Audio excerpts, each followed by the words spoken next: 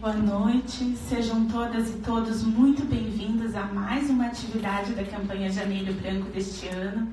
A campanha é uma iniciativa de psicólogas e psicólogos de todo o estado aqui no Paraná e conta com o apoio do Conselho Regional de Psicologia do Paraná. Então, para dar início à atividade, eu vou convidar a compor a mesa a psicóloga Mariana Singeski, que é psicóloga e uma das articuladoras da campanha Janeiro Branco em Curitiba e parceira aqui do CRP. É um prazer estar aqui, toda a presença da mesa, Leonardo, Valéria, prazer estar com vocês aqui. A gente até fica meio, um pouquinho temeroso, agora sim melhorou, Mas é muito legal e até a gente assistindo esse vídeo, eu fiquei muito emocionada. Vocês ficaram emocionados?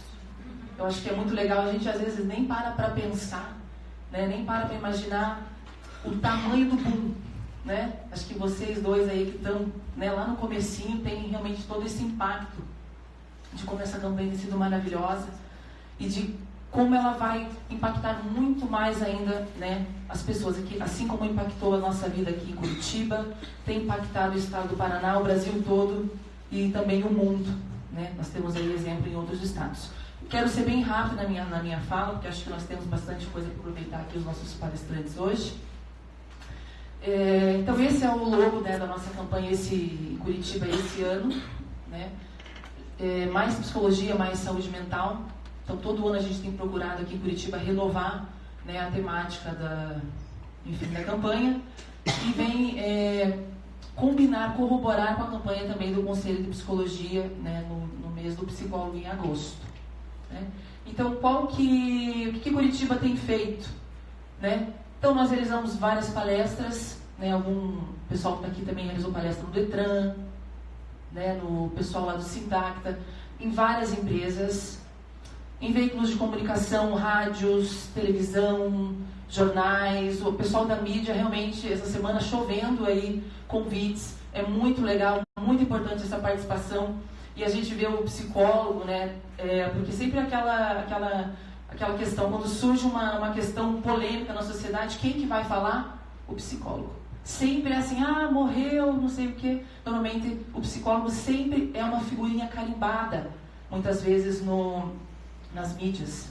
E em janeiro torna-se mais salutar nesse sentido, porque a gente tem a oportunidade de falar sobre a campanha, de falar sobre a importância de janeiro, que às vezes é um mês tão cheio de incógnitas na vida da gente, Quem não tem metas, quem não tem projetos, objetivos. Imagina as pessoas, a sociedade em geral que está acompanhando. Então é muito importante esse protagonismo do psicólogo, de ser chamado pelas mídias sociais, de poder falar. Ações no centro da cidade, até tivemos na Boca Maldita uma entrega dos temperos, o pessoal esteve aí, foi bem importante. Outras cidades também estão realizando, Maringá, Umuarama, Londrina, várias ações também. Nós teremos no domingo, nossa terceira caminhada Janeiro Branco, tem sido um sucesso, E esse ano nós teremos um diferencial também, que será o aulão de yoga, o pessoal de yoga no parque, vai ser bem legal, vai complementar cada vez mais a nossa ação. Vocês são super, mega, hiper, ultra convidados, Panfletagem até foi divulgada, até a Carla acho que postou, nos ônibus, nos transportes públicos, estão divulgando aí o folder da campanha. O pessoal tem levado de papel ali, que a porta marca texto de livro, marca livro, Então a mídia está sendo feita nas redes sociais, isso é muito interessante. E qual que é a grande questão, e até o que eu pensei para falar hoje aqui? Coitado, é tão diferente, que desperdício, todos iguais. E muitas vezes é assim que a gente tem que se enxergar. Diferente, muitas vezes, daquele, na sociedade. Mas o que o psicólogo pode fazer? A diferença. O que nós devemos fazer? A diferença.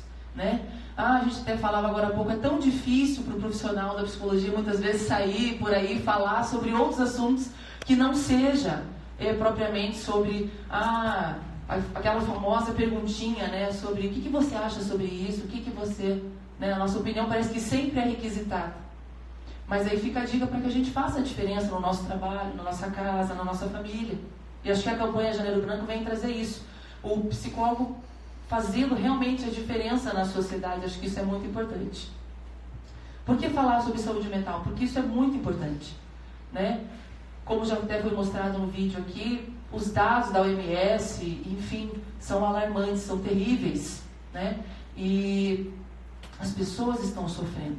Eu imagino que certamente nós temos aqui pessoas da nossa família que sofrem problemas de transtorno mental, ou mesmo ansiedade, ou mesmo de estresse, né? Nos nossos consultórios, né, os nossos pacientes estão aí clamando por uma ajuda, por um respiro. Então esse tema é sobremaneira importante. Deixa eu voltar aqui. Foi tudo. Porque as pessoas precisam ouvir. Por que será que as pessoas precisam ouvir sobre saúde mental, sobre saúde emocional? Por que será que é tão importante? Porque existe uma necessidade real de falarmos sobre esse problema.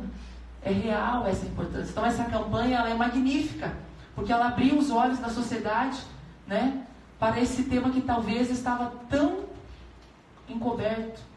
É tão difícil. Hoje mesmo uma pessoa relatou para mim que ontem ela participando de um encontro em um determinado lugar, ela teve a oportunidade de se expressar naquele lugar. E ela disse que ela chorou e ela ficou morrendo de vergonha porque ela chorou. Ai meu Deus, e ela não sentiu empatia, né, essa palavra tão forte por parte daquelas pessoas que estavam com ela. Eu a encorajei, eu falei, chore mais, porque quem chora se expressa, o choro é livre, é uma questão muito importante. Então a gente vê o quanto isso é difícil, o quanto as pessoas têm essa dificuldade sobre expressar-se, né, sobre falar o que realmente estão sentindo. Então realmente é um problema real. Porque a gente, né, até esse é o pessoal da campanha que fez aí, porque a gente cuida do nosso tornozelo, do nosso cotovelo, da nossa perna, a mulherada gosta de tirar a sobrancelha, gosta de fazer chapinha, né, que mais? Olha aí, ó, não sou eu que estou falando, hein, né, as mãos, gosta de passar um creminho, pressão arterial, gosta de cuidar da voz, mas e quem gosta de cuidar da saúde mental, da saúde emocional, né? Então tem que ter realmente, tem que abrir essa discussão, tem que ser falado, nós temos que encorajar as pessoas a falar, né, sobre isso, porque muitas vezes nós estamos assim, com os nossos olhos vendados, muitas vezes estamos com os olhos fechados, né? Até esse filme aí está na mídia, aí até fiz questão de trazer justamente para trazer esse debate, né? Porque para sobreviver muitas vezes é assim que a pessoa acaba se portando, tem que fechar os olhos. Mas nós, enquanto psicólogos, temos que abrir os nossos olhos, né, e ser o diferencial, tá? Porque nem petróleo, nem finanças. A verdadeira riqueza do século XXI é o quê? Saúde mental. Então, em tempos de guerra, né, por petróleo, por dinheiro, eu quero ter uma saúde mental adequada. Eu quero estar feliz, eu quero estar bem, né? Então, muito importante. Vamos abraçar essa causa, vamos nos envolver cada vez mais, né? Então fica aí realmente uma introdução rápida sobre essa campanha, para que nós venhamos falar para o mundo ouvir, né? Que quem cuida da mente, cuida da vida. Bom, eu passo agora a palavra ao educador físico, o professor Julimar, para falar sobre a interlocução entre a atividade física e a saúde mental. Boa noite. Inicialmente, obrigado pelo convite do Conselho Nacional de Psicologia da região. Parabenizar vocês pela campanha, né?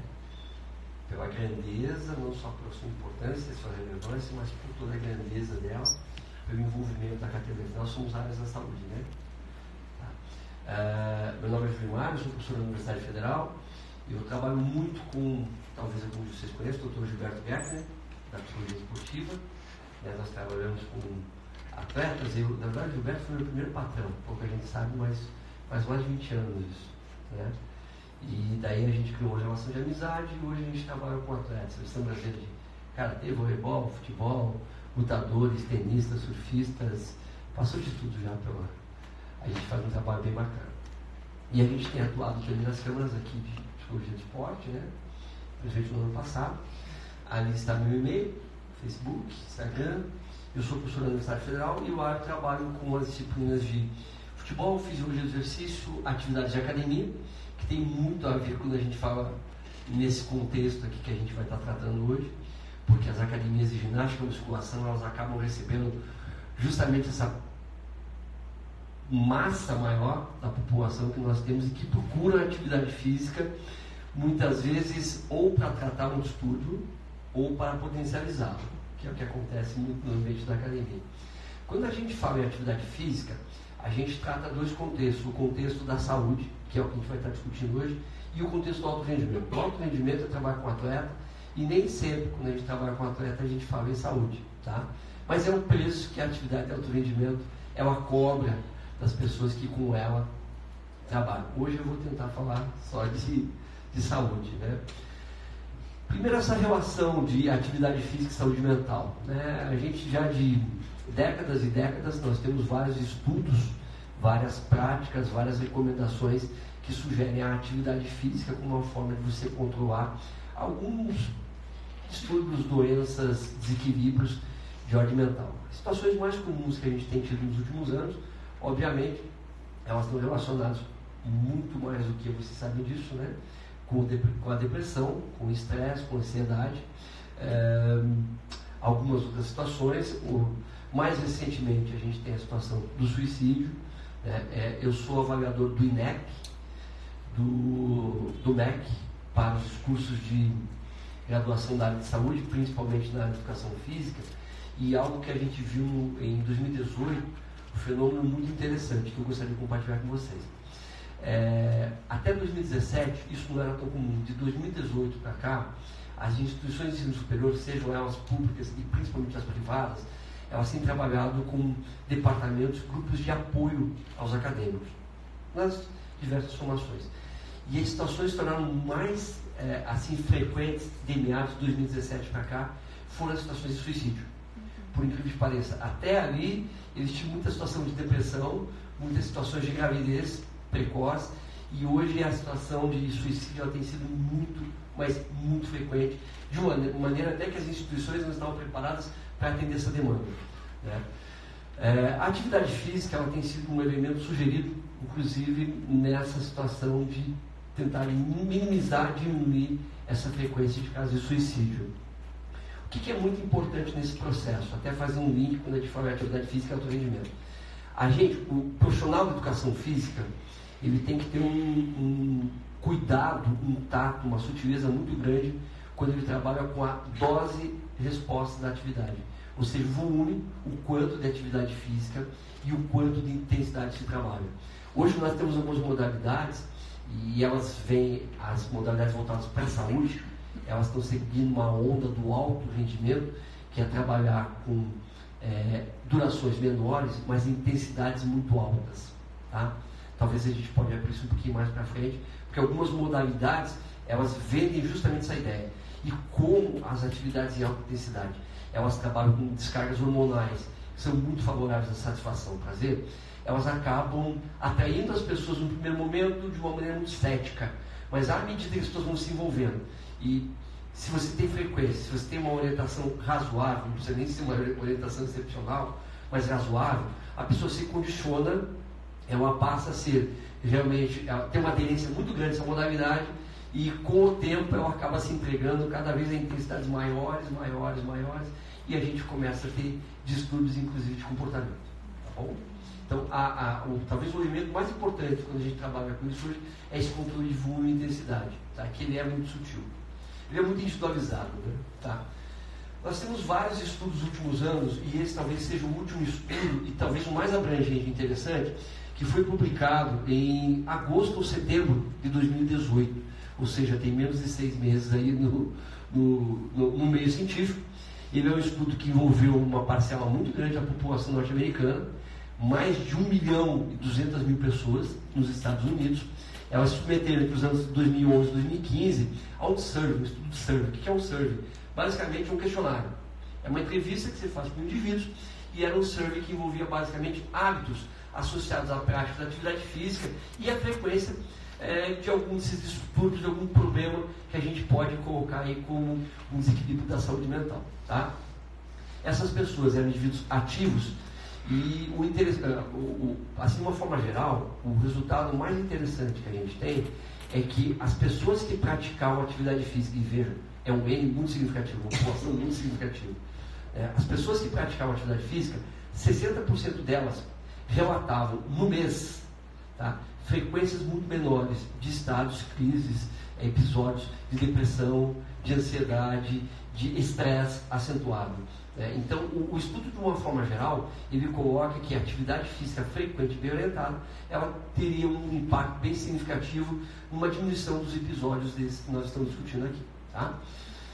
Aí, e a minha ideia aqui é justamente falar da atividade física, da dose de resposta, o que eles recomendaram, o que eles encontraram, algumas coisas bem interessantes. E vejam, elas não estão associadas aí com um senso comum, quase, ou com informações que estão associadas à diminuição do peso corporal. E aí isso tem sido muito fomentado nos últimos 10 anos em função das epidemias de obesidade e sobrepeso. O Brasil é um dos países campeões, não é o campeão mundial, mas está entre os 5 que tem uma incidência maior de sobrepeso, de obesidade, de uma forma cada vez mais frequente, e curiosamente isso tem aparecido mais entre os meninos, quando a gente fala em Brasil, tá? Diferente de outros países, como os Estados Unidos, como o México, que é o campeão mundial, onde a obesidade e sobrepeso ela surge mais nas idades mais avançadas. Aqui não, aqui a gente tem uma precocidade disso. Tá? Então, esses dados eles dizem respeito justamente a essas situações de saúde mental. O que eles sugerem? Ao menos 2 horas de atividade física por semana foram os números que eles encontraram, 2 a 2 horas e meia, o mínimo. E veja, quando eu digo 2 horas, não é uma sessão de treinamento, uma aula de 2 horas, eu estou falando de uma atividade física quantificada. Tá? Existe uma tendência, e isso tem se fomentado pela Organização Mundial de Saúde, de você não trabalhar com o efeito de uma sessão de treinamento, mas com o produto quantitativo de algumas sessões de treinamento. Tá? Aqui nesse caso, nesse estudo, eles enfocaram a carga semanal de atividade física. Tá? Esse mesmo estudo, ele sugere e eles fazem uma relação com a intensidade. 75 minutos de atividade vigorosa, que vejam, está abaixo das 2 horas preconizadas lá em cima, 75 minutos tem basicamente o mesmo significado de 150 minutos de atividade leve. Então, quando eles sugerem a caminhada, quando eles sugerem a natação, a hidroginástica, que é uma atividade, inclusive, muito recomendada para a população mais idosa, né? São atividades que você demanda um volume maior, semanal. Isso quer dizer que as pessoas têm que ir mais vezes para a semana, durante a semana para a academia, né, para a piscina, para que tenha uma dose de resposta satisfatória em termos de resultado efetivamente. Tá? Então, quanto mais intensa a atividade, tanto mais efetiva ela parece se tornar. Isso é explicado de uma maneira fisiológica por uma questão basicamente hormonal. Não só, mas principalmente hormonal. Tá? A descarga de hormônio ela é diferenciada. Principalmente quando eu falo em catecolaminas, adrenalina, noradrenalina, depois as endorfinas, que vão te dar uma sensação de satisfação, de relaxamento. Tá? 2 sessões, o ideal, isso tem a ver tanto com a questão da saúde mental, como com a questão de aptidão física. Hoje você recomenda que as pessoas façam atividades aeróbias, uma caminhada, uma corrida, uma natação, e tente conjugar isso com atividades neuromusculares, tá? Que são aquelas que envolvem um pouquinho mais de recrutamento da massa muscular. A atividade mais frequente que a gente tem, mais comum no nosso meio, é a musculação. Tá? Hoje, uma atividade que cresce demais e que pode ter 2 atividades, que pode ter uma similaridade com a musculação, é o Pilates, que trabalha muito com a consciência corporal. Tá? Eu acho que é um elemento muito interessante para você trabalhar com conscientização corporal, postura, consciência. É muito interessante o Pilates. E mundialmente, tanto na Europa, Estados Unidos, México, são os países que a gente tem passado, Argentina, Chile e Brasil, é uma tendência muito grande essas práticas de Pilates elas aumentarem. Tá? Seria uma fuga da rotina da academia. O detalhe é que o custo do Pilates é muito maior. Tá? E a terceira modalidade que a gente tem hoje, porém muito comum, é o treinamento funcional. Tá? Existem outras, mas a gente pode, numa discussão, tratar mais adiante. Até porque eu falo muito. Me pergunto. Tá? É recomendado até 6 horas de atividade física por semana. Vejam, eu falei de um borderline mínimo, né? Que foram 2 horas e meia. Eu estou falando de um máximo agora, 6 horas por semana. Tá? Quando a gente fala em frequência, isso está associado a 3 a 5 vezes por semana. Esse estudo, ele mostrou que as pessoas que faziam mais do que 6 horas por semana, ou atividades que eram muito mais duradouras, como o pessoal que faz corrida de rua, não a corrida de rua em si, tradicional, dar uma voltinha no parque, mas o pessoal que fica mais de 1 hora, 1h30, 2 horas, ou que extrapola a frequência semanal de 5 vezes por semana, o resultado que você teve nesses elementos associados à saúde mental, ele não foi tão positivo assim. Então a gente nota que você tem o mínimo, mas você também tem um máximo.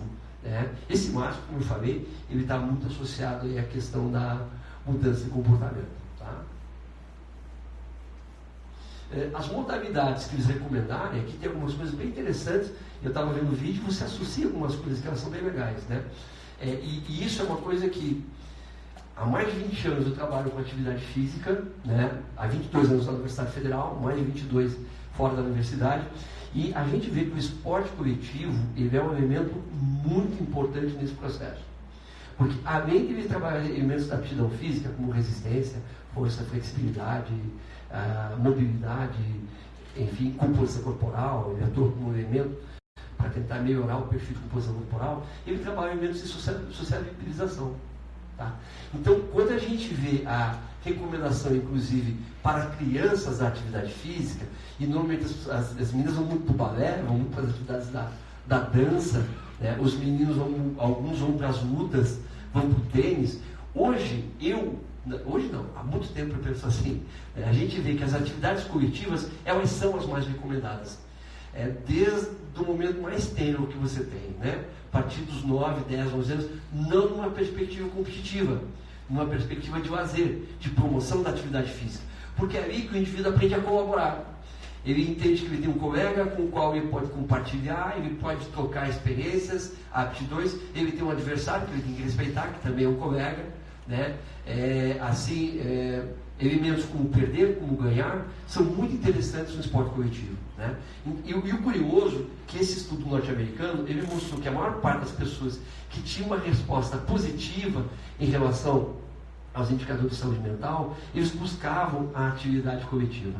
Tá? E que, diga-se de passagem, quando a gente fala especificamente da educação física, são as atividades que mais crescem hoje. Inclusive as atividades de academia, as que mais crescem são aquelas atividades ditas coletivas. As aulas de ginástica, por exemplo, as aulas de funcional. Tá? O ciclismo e as atividades de academia foram as mais assim citadas, mas surgiram de uma maneira muito crescente as atividades ditas alternativas, né? Como o yoga, o tai chi chuan, o alongamento, as atividades de conscientização corporal. Tá? São atividades que elas crescem muito. Elas têm uma outra perspectiva, elas não trabalham, quer dizer, a yoga depende, dependendo de com quem você fizer yoga, a linha da yoga, ela é bem intensa, tá? Mas são atividades que, via de regra, elas não trabalham com uma intensidade tão significativa assim, tá? E aqui a gente já está quase encerrando, né? Questões que são relacionadas com o tipo da atividade. Se ela é uma atividade, de uma forma geral, nós dividimos em atividades aeróbias, atividades de resistência ou atividades neuromusculares. São aquelas que envolvem um pouco mais de força. Tá? Expansão de aptidão física, individualização da modalidade. As atividades neuromusculares, elas têm crescido muito.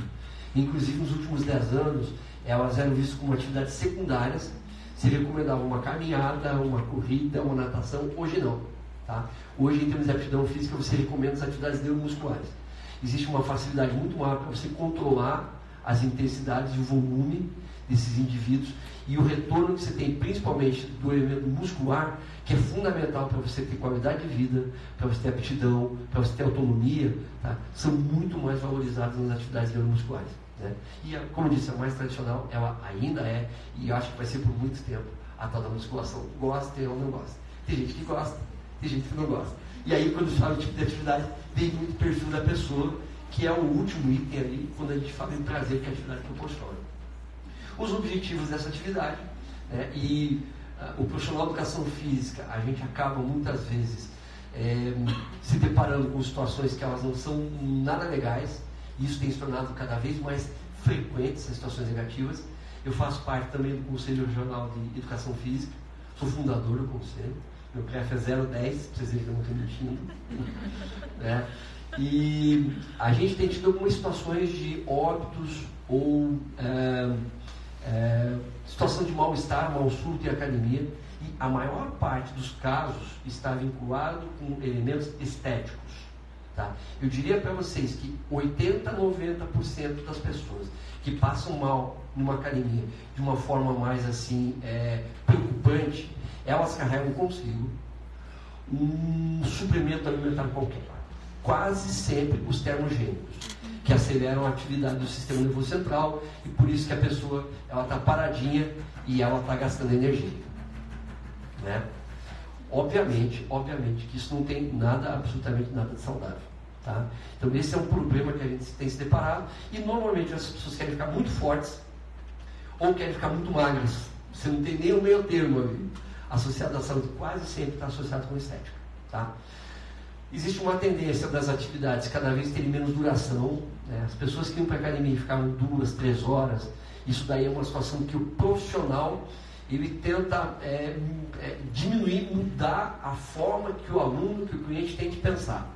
Tem pessoas que vão querendo passar o dia na academia. Hoje a gente sabe que você não precisa mais do que 1 hora. Estou colocando situações extremas. Tá? Quanto mais intensa for a atividade, mais forte ela for, maior o batimento, maior a percepção de fadiga, tá? Tanto menor ela pode ser. Do ponto de vista da saúde, até da perda de peso, controle de peso corporal, atividades intensas que têm duração de 20 minutos, se forem bem orientadas, já são bem satisfatórias. Tá? Então aquela maluquice que você tinha da pessoa que ia para a academia e ficava 2, 3 horas à tarde, o dia inteiro, isso daí está completamente fora do que a gente recomenda aqui no saudável. Atletas de alto rendimento é uma outra história, tá bom? A gente não está falando disso. E qual que é a atividade mais indicada? Não tenha dúvida, a atividade mais indicada que a gente recomenda para as pessoas é uma atividade que atenda o objetivo dela, seria estético, seria de aptidão física. Quando eu falo saúde mental, eu estou falando em saúde, de uma forma bem geral. Obviamente que vai melhorar o aspecto morfológico, o corpo dela vai melhorar, a resistência vai melhorar, vai se tornar mais forte, mais apto, não há problema nenhum nisso. Tá? Agora, não tenha dúvida, tem que ser uma atividade que te dê prazer. Tá? Tem que ser uma atividade que dê satisfação. O grande problema da atividade física não é você fazer. Todo mundo aqui já começou a fazer atividade física. O problema é você continuar. E você só continua com elementos comportamentais que sejam muito positivos. Tá? Como satisfação, prazer, acompanhante. Existem estratégias muito bem sucedidas nos Estados Unidos, onde você consegue levar não a mulher ou o homem, mas o casal para a academia, a família para a academia, a família para um local, o grupo de amigos para um local, onde as pessoas convivam de uma maneira mais harmoniosa, é hoje talvez o melhor elemento que você tem a nível de fenômeno mundial, para você manter as pessoas com uma periodicidade satisfatória na atividade física. Bom, nós passamos agora a palavra da doutora Ellen Tadini, que abordará o tema da prevenção em saúde mental. Boa noite a todos. Obrigada pelo convite de estar aqui hoje. Eu vou tentar ser breve, porque eu acho que o Janeiro Branco ele dá uma margem para a gente ficar aqui dias falando, né? Até fevereiro, do ano que vem. Porque a gente fala de Janeiro Branco e, para mim, pessoalmente, me vem a ideia de acabar com o preconceito, né, em relação aos cuidados com a saúde mental. Porque saúde mental é algo muito amplo. A gente não tem como falar de saúde mental e não falar do corpo, da mente. E eu vou até ser mais ousada e dizer até da espiritualidade, sabe? Então, porque é tudo, né? E as pessoas não estão mais tendo um tempo ou até uma consciência do quanto é importante a gente poder parar para cuidar disso, né? Bom, vocês aqui, colegas, são as pessoas que vão pegar esses pacientes no início. Porque eles não vão lá comigo a primeira vez, né? Quando eles começam com algum sintoma de ansiedade ou até mesmo um episódio depressivo, eles vão em todos os médicos possíveis e nos psicólogos, enfim, às vezes vão no xamã, vão em qualquer lugar, menos para o psiquiatra. Então, vocês também vão estar lá na linha de frente, né? Quando eu recebo um paciente, geralmente lá no meu consultório, sem brincadeira, gente, eles vêm com uma pilha de exames, porque eles já foram no neurologista, no endócrino, no gineco, no cardio, em tudo, né? E aí, bom, né, olha, não tem nada, tá tudo bem com você, vai pro psiquiatra. Porque, realmente, a nossa mente, ela manda em tudo, né? E ela faz uma desestruturação orgânica que, enfim, gera sintomas, né? A gente tem os sintomas práticos, eles existem, né? E a pessoa sofre, né? E a gente não acha o foco na medicina, né? Então é um trabalho conjunto, realmente, né? Tem que se ter a parte, né, da psicoterapia, não tem como não ter, né? Em alguns casos a gente tem que entrar sim com a parte medicamentosa, né? Não tem como não ter. Tem que ter atividade física. Antigamente eu falava para os meus pacientes que era um tripé, que era a atividade física, o tratamento e a psicoterapia. Nos últimos anos, curiosamente, eu tenho atendido muitos pacientes oncológicos, né? E com eles eu aprendi que é um quarteto, né? Como eu estava falando que eu fui ousada, é a espiritualidade. Não me interessa a religião, qualquer uma pode ser, né? Mas a espiritualidade também eu vejo que tem um papel muito importante nessa questão da saúde mental, sabe? Curiosamente, né? Agora com a palestra do colega, a gente estava vendo da atividade física, de como é importante mesmo e como faz diferença. É impressionante. Os pacientes que começam um tratamento para uma depressão, e eu vou também continuar sendo ousada em dizer que uma depressão leve não precisa de medicamento. Se o paciente tiver uma atividade física, né, como o nosso colega colocou muito bem explicado, com aquela frequência, e isso a gente tem até explicação científica. Qual é a meia-vida da endorfina? 36 horas? Então, 24 a 36 horas, né? Isso eu coloco para os pacientes também. Eu falo, olha, se você conseguir manter pelo menos 3 vezes por semana ou mais, você consegue manter esse nível de endorfina que vai fazer uma produção independente dos outros neurotransmissores que eu estou precisando de qualquer remédio, né? E que se ele puder manter para o resto da vida, né? Tem que ser para o resto da vida, né? Por isso tem que ser algo prazeroso. Às vezes, numa depressão leve, não vai precisar da medicação, né? Claro, existem casos de uma depressão que realmente não tem como, há uma desordem química que a gente vai precisar corrigir, né? Mas como é que a gente vai sustentar isso? Se o paciente não mudar, né, alguns comportamentos, algumas construções de pensamento, e como é que ele faz essa mudança? Não é com remédio, né? É numa terapia, enfim, estruturada e um acompanhamento de muito tempo. Porque, enfim, todos nós temos as nossas resistências e cada um vai ter um tempo para quebrar elas, né? E é um acompanhamento mesmo. Então, se a gente consegue ter todas essas coisas em conjunto, a gente consegue ter uma saúde mental. E até para o paciente, que às vezes chega num quadro muito grave, né? Em determinados casos, a gente consegue sim, com a atividade física, com a terapia, com a medicação, né? Com todo o acompanhamento, que ele reduza muito a medicação ou até que a gente consiga retirar.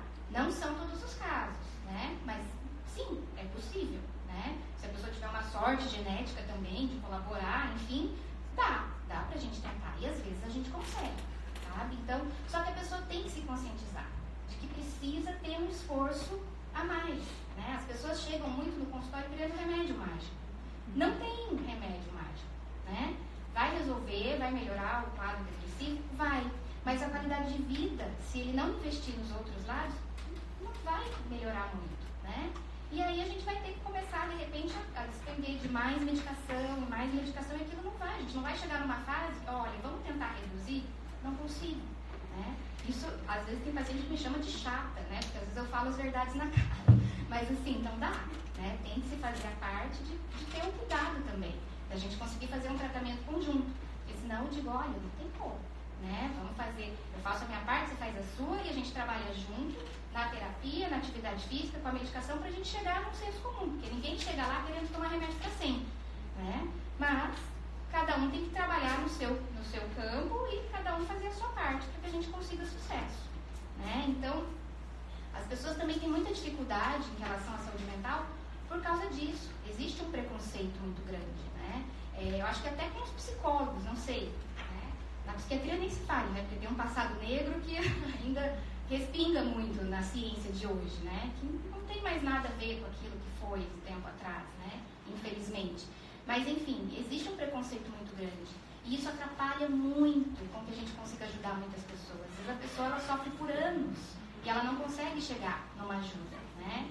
E quando ela consegue, de repente, aceitar uma terapia, é muito importante que vocês também que estão lá estejam atentos e consigam reconhecer quanto vai ser necessário ter uma avaliação para que essa pessoa possa ter uma ajuda mais complexa em relação a um ponto de vista médico, né, de cuidados com a medicação, porque acaba tendo, em alguns casos, a desordem química, né, que daí produzem as doenças, enfim.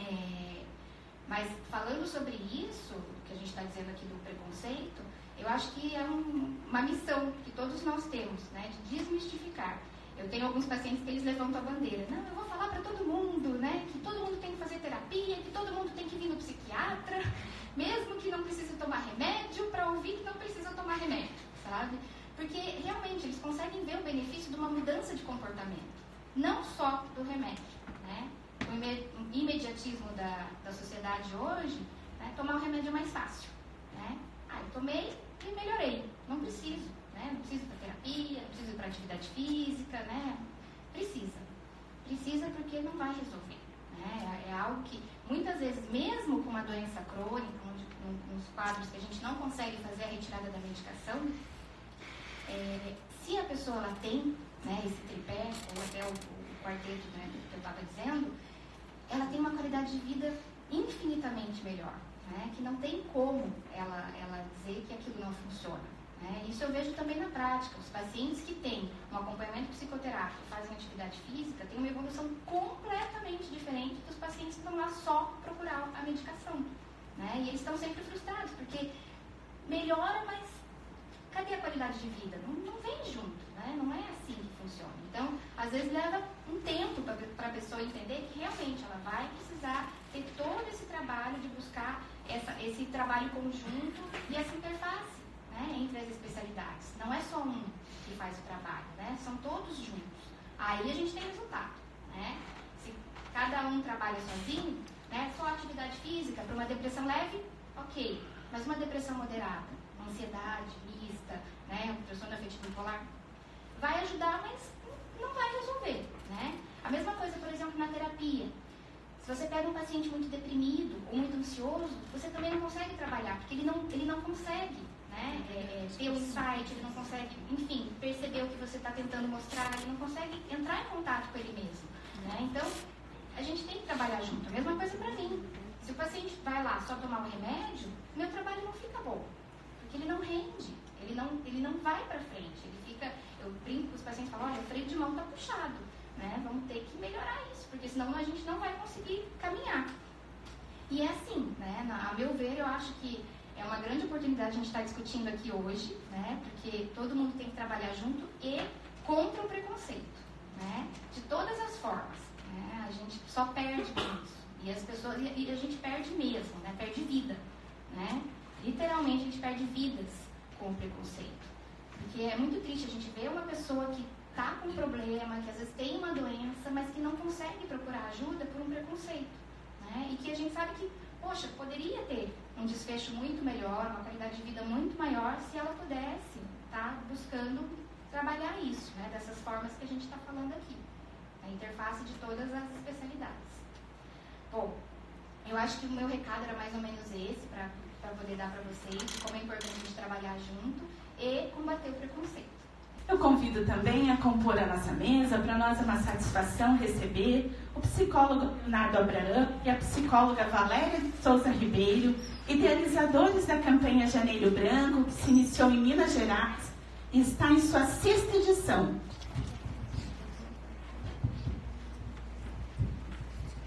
Boa noite, gente.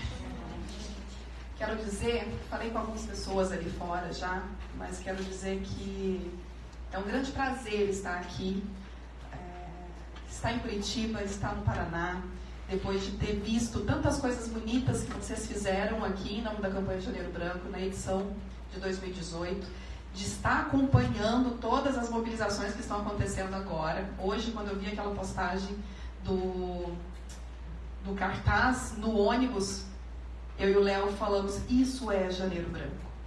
Porque o que nós temos como premissa, né? Pelo menos para mim isso é muito claro. A premissa de poder colocar a serviço da sociedade esse saber que nós temos. Esse saber que nós, enquanto profissionais da saúde, profissionais da psicologia, nos detivemos durante tanto tempo em entender, em aprimorar, porque esse é o nosso grande objeto de interesse, o ser humano e suas vicissitudes, o ser humano e todas as suas possibilidades.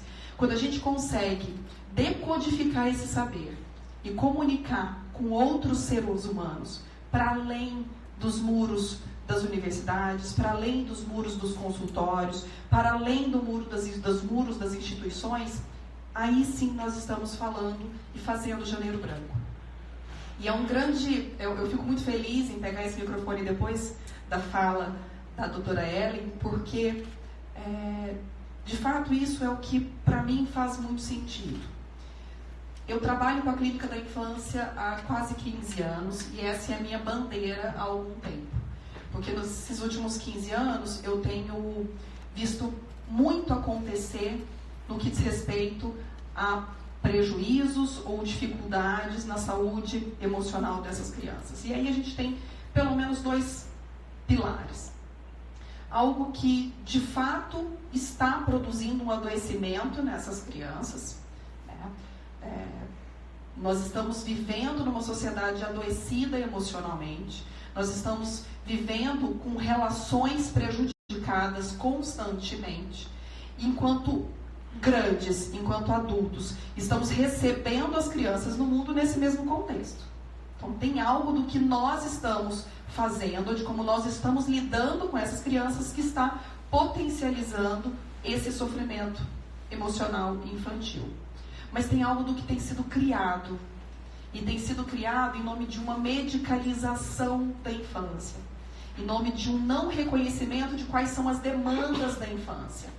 E aí eu olho para tudo isso que eu venho testemunhando nos últimos 15 anos, tanto na minha prática clínica quanto dos últimos 6 anos me envolvendo com a campanha Janeiro Branco, eu olho e me pergunto, aonde foi parar a infância? Aonde está indo parar as nossas crianças? Que olhar é esse que eu não estou dedicando o suficiente para olhar que uma criança tem necessidades de criança? E ao invés disso, olhar para crianças e esperando que eles tenham as mesmas respostas e comportamentos já adoecidos que para nós já são vistos como normais.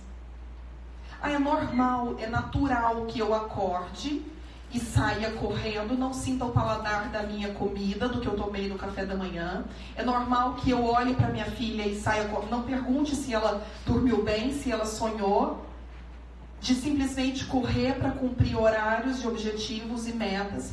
É natural que eu saia correndo de novo, pegue ela de uma determinada atividade, leve ela para outra. É natural porque a vida me impõe isso. Mas aonde eu paro e escuto para quais são as demandas dessas crianças? E aí, nesse esvaziamento de possibilidades de entendimento de quais são as demandas infantis, eu, particularmente, vejo emergir uma onda gigantesca de diagnósticos de patologias supostamente atribuídas à infância, como algo que eu tenho me detido a estudar, que é o TDAH. O TDAH, para quem acompanha minimamente de perto as questões da infância, tem sido praticamente a epidemia da infância no que diz respeito à saúde emocional.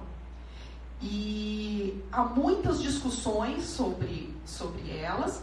Tem muitos casos que tem crianças com desordens neuroquímicas mesmo, tem algo que aponta para um comportamento disfuncional, mas tem muito do que vem nessa mesma esteira dos diagnósticos que não está ali, não está no corpo.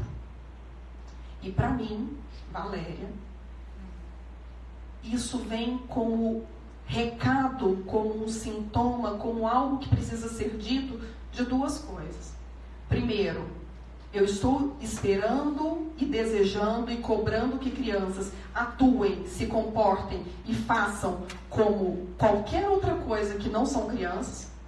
E eu ouso dizer, não são nem seres humanos dotados de subjetividade, porque quando eu me coloco também nesse lugar de ter que só funcionar e não olhar para a minha dimensão subjetiva, eu estou esquecendo o que me faz ser humano.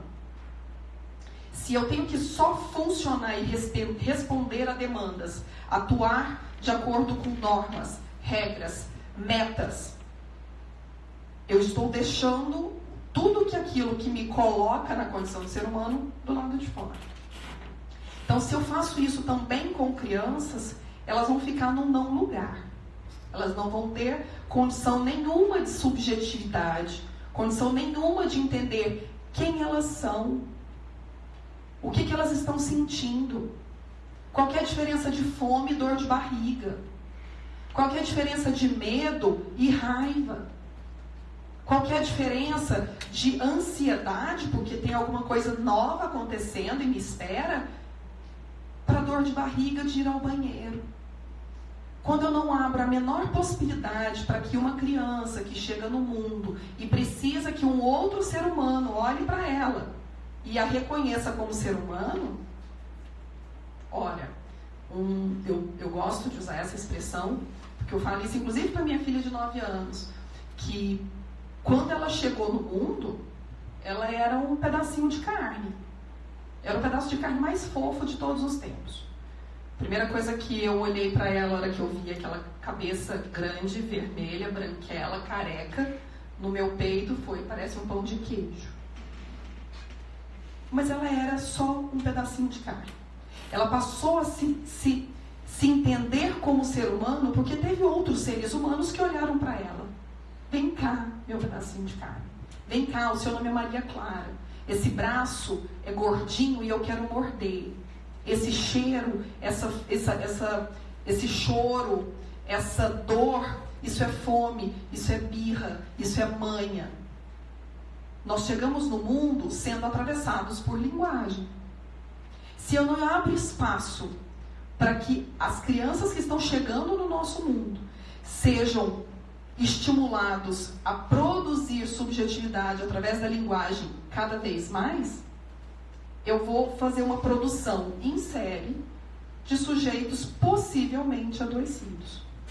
E aí, é muito fácil que vocês consigam entender um pouco do que eu estou falando a esse respeito, quando a gente vê uma infância que está sendo criada por instrumentos eletrônicos, por exemplo, terceirizados a uma tela. O olhar que olha para eles e os reconhecem são telas. As relações reais entre amiguinhos estão se perdendo a cada dia que passa. E sempre atravessados por muitas justificativas. Eu não posso brincar na rua porque não tem mais segurança.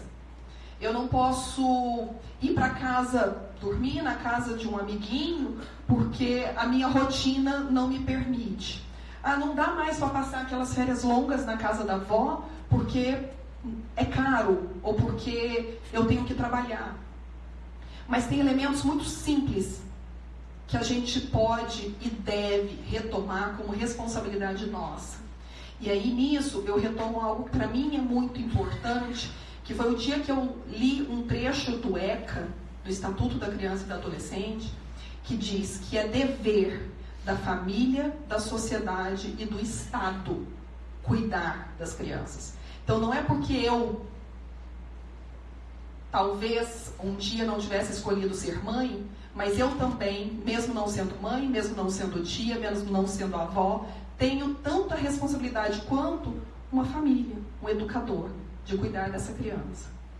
Então, para mim, a minha missão de me jogar na campanha de Janeiro Branco é de tomar isso como bandeira, de dizer que se nós não pararmos agora para olhar para tudo aquilo que nós estamos não fazendo para nossas crianças, se hoje nós já estamos sentindo o impacto do que é uma sociedade emocionalmente adoecida por não dar condições de subjetividade, por não ter uma cultura da saúde mental, mais adiante vai ser ainda pior. Para vocês terem um exemplo assim, de como isso para mim é real, né? É uma verdade que eu coloco a serviço, né? de por onde eu passo, por onde eu tenho acesso a conversas. No porta-malas do meu carro tem um skate e um par de patins continuamente. A Maria Clara, como qualquer criança de 9 anos, saudável, graças a Deus, tem bateria nova igual qualquer celular que eu compre novo na loja. A minha bateria, como não é mais um celular novo, ela precisa de recarga várias vezes ao longo do dia. O café me ajuda nisso. Mas me ajuda também a certeza de que ela precisa daquilo. Me ajuda também a certeza de que, sentada para fazer tarefa com ela no final do dia, vai ser difícil para ela ter passado 5 horas no banco de escola e sentar em casa e ainda ter que fazer tarefa. Mas se eu dou chances para que ela me diga o que é isso que precisa. Não, tá difícil, mãe. Eu falo, levanta, dança uma música aí para mim. Aí vocês me dizem, não, mas isso é coisa de psicólogo, tem paciência. Eu falei, não, paciência não tem, porque a bateria já acabou.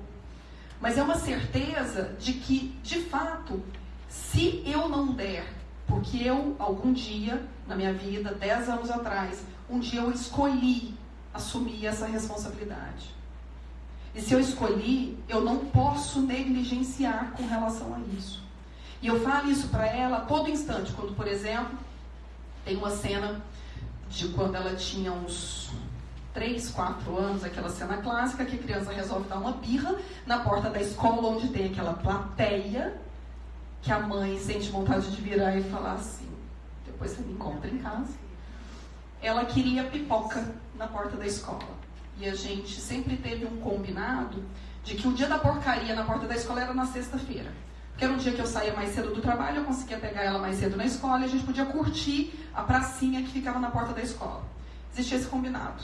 No entanto, ela resolve fazer a birra na terça-feira. Aí ela não tinha percepção temporal? Tinha e sabia que se ela fizesse naquele cenário, talvez ela teria um pouquinho mais de chance. Eu falei, não. E fez toda aquela cena, consegui fazer aqueles 4 membros, né? 2 braços e 4 pernas, que estavam mais parecendo 8, enfiar dentro do carro.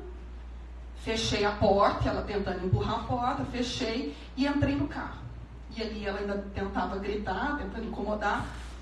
E eu virei para ela e falei isso a primeira vez. Eu falei, em algum momento na minha vida eu escolhi ser sua mãe. E escolhendo esse papel, eu escolhi também assumir a responsabilidade de cuidar de você. Eu não vou te dar essa pipoca, não é porque eu não te amo. Eu não vou te dar essa pipoca justamente porque eu te amo e eu tenho a obrigação de cuidar de você, cuidar da sua saúde, por causa disso. Eu não tenho direito, com você, de negligenciar isso. E quando eu me esqueço, óbvio que ela entendeu, ouviu, pensou, minha mãe é louca, não estou entendendo nada do que ela está falando, mas já entendi também que não vai rolar a pipoca. Ficou calada e perguntou, então, na hora que eu chegar em casa, eu posso tomar um iogurte? Pode. Ali, eu estava dizendo para ela que eu não abriria mão. Mas esse lugar não é só meu como mãe. Eu, enquanto educadora, assumo esse lugar com relação às crianças que estão na minha vida. Eu, enquanto tia, assumo esse lugar. Eu, enquanto cidadã, ocupo esse lugar. De chamar a atenção e de dizer que não está, não é normal, não é dessa geração, não é natural, ou não é assim mesmo que eu encontro crianças que passam 5, 8, 10 horas presas a dispositivos eletrônicos, celulares, WhatsApps, tablets, videogames e tudo mais. YouTubes, que vão imprimindo na constituição subjetiva deles algo que às vezes a gente não para pensar, que é o seguinte, se eu sentar para assistir uma maratona de YouTube de um canal de YouTubers que chamam a atenção, por exemplo, a cada 5 segundos do final de um vídeo começa outro. Não existe tempo sequer de espera. E a responsabilidade de quem vai imprimir essa espera, esses limites, são nossas. Porque a televisão está lá, o YouTube está lá. No meu tempo, se eu queria assistir Trapalhões, eu tinha que esperar o domingo à noite na única TV da sala, da família, e se a família fosse concordar com aquele programa. Hoje as nossas crianças, elas estão imersas o tempo todo nesse universo. E que é um universo perigoso. É um universo que eu não preciso bater na porta para entrar. Como há 15, 20 anos atrás, Quem quisesse fazer um acesso à internet tinha que esperar e conectar, fazer aquele barulhinho lindo, né? Esperar a descagem, fazer meia-noite, quando era mais barato. E aí as noites iam. Eles não. Existe um portal translúcido, um portal invisível, que eu posso estar me preocupando em não deixar o meu filho brincar na rua por conta das ameaças da sociedade moderna, mas essa ameaça está dentro da minha casa, a todo instante, sem o menor filtro. Só que, para além disso, a minha preocupação como psicóloga é que tipo de marcas simbólicas isso vai imprimindo na constituição subjetiva dessas crianças ao longo do tempo. E aí, para mim, é muito grave quando eu vejo que de 2008 a 2012, no Brasil, dobrou o número de caixas de Ritalina vendidas para crianças. Mas aí, quando eu li esse artigo, eu pensei, nossa, dobrou, né? Dobrou, legal. Dobrou de 4 caixas para 8 caixas. Não, dobrou de 1 milhão de caixas para 2 milhões de caixas. Isso é assustador, não é? E aí, é assustador porque nem sempre o que essa medicação vem combater é uma desordem neuroquímica. Ela vem combater um comportamento insuportável àqueles que cuidam. Um comportamento que é o comportamento natural da infância, que é o da demanda. É o da demanda da atenção, é o da demanda do cuidado, é o da demanda do afeto, é o da demanda do cheiro, do toque. E aí, para ir encerrando a minha fala, eu pensei 2 pontos importantes do professor e da Ellen, que quando eu estava na minha formação na Federal do Rio Grande do Sul, em Porto Alegre, eu tive uma professora, psiquiatra, que ela falava exatamente isso, Ellen, de que nenhum laboratório farmacêutico foi competente o suficiente para criar uma droga que fosse tão eficaz quanto a produção de endorfinas pelo corpo, a partir de atividades físicas. E que tipo de atividade física, real ou corporal, as nossas crianças têm feito? Que tipo de relações corporais, de conhecer o próprio corpo, de conhecer os próprios limites, as nossas crianças têm feito? Quando elas tentam fazer porque não estão conseguindo escoar isso em outro lugar, e aí começa a ficar dispersos, inquietos em sala de aula, porque 5 horas sentado num banco de cadeira também com 7, 8, 9 anos. Vamos combinar aqui pra gente. Eu com 37, se eu ficar sentado, o Léo já levantou. O Léo já levantou. Mas não é bom. É difícil. É difícil. Para eles com 7, 8, 9 anos, não é diferente. E se nós calamos, ou amordaçamos, ou amarramos qualquer forma de dizer, de nos dizer através do corpo, plaquinha aqui, de nos dizer através do corpo de que algo não está indo bem, se eu entendo como psicóloga que a via primordial de comunicação do ser humano com o mundo e com o outro é através da linguagem, e essa linguagem ela pode ser expressada de várias formas, e uma das principais formas e mais eficientes é pelo corpo, seja pela voz, pelo olhar, pelo toque, pelo movimento, pela postura. Se essa linguagem é calada, amarrada, porque isso é visto como patológico, isso é visto como disfuncional, talvez realmente as próximas gerações estejam correndo sérios riscos de só aumentar essas taxas cada vez mais assustadoras de índices de depressões crônicas, de ansiedades crônicas, que acabam culminando em taxas ainda mais assustadoras, são do suicídio. Então, esse é o recado que eu, sempre que eu tenho chance, e por ocasião da campanha Janeiro Branco isso potencializa, que eu quero deixar para vocês. vamos olhar para as nossas crianças, mas vamos vê-las. Porque a gente está olhando e não estamos vendo. A gente está olhando e está vendo só corpinhos bonitinhos, fofinhos, arrumadinhos, ou que desempenham bem determinadas atividades escolares, ou que não desempenham.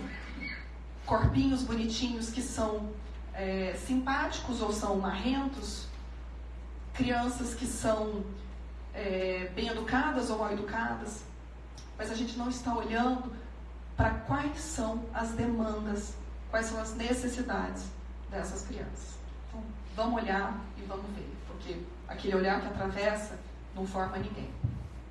É com muita alegria que eu pego esse microfone e estou dentro da sala, né, de anfiteatro, auditório, do Conselho Regional de Psicologia do Paraná, que nos convidou a mim e a Valéria para falarmos sobre Janeiro Branco.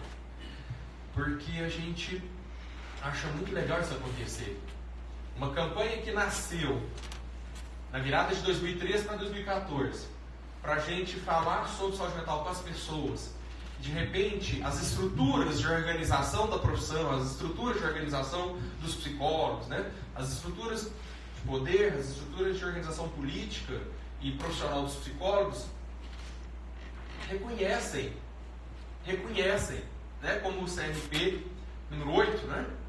Do Paraná está reconhecendo, como o Piauí, a gente estava no Piauí anteontem, eu e a Val, lá no Nordeste, falando com 4 cidades no interior do Piauí. Tem Teresina, que é a capital, mas tem Parnaíba, que está do lado, tem Piripiri, que está do lado, tem São Raimundo Nonato, que está do lado.